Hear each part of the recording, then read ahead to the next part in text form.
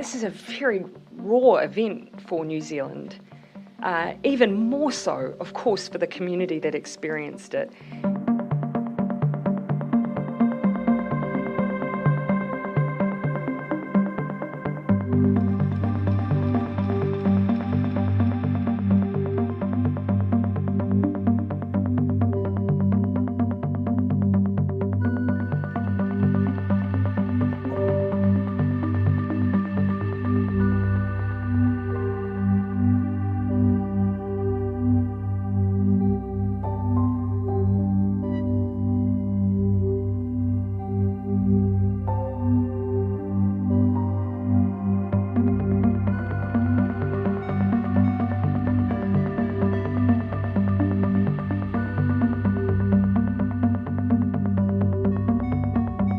I agree that there are stories that, at some point should be told from March 15, but they're the stories of our Muslim community.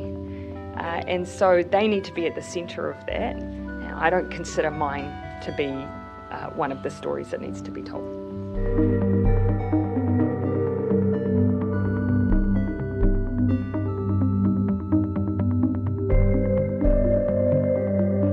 Could somebody have done something like this and not considered the importance of our sovereignty over our story? And then secondly, the shock at the focus of the movie, which was just completely dismissing and very, very hurtful.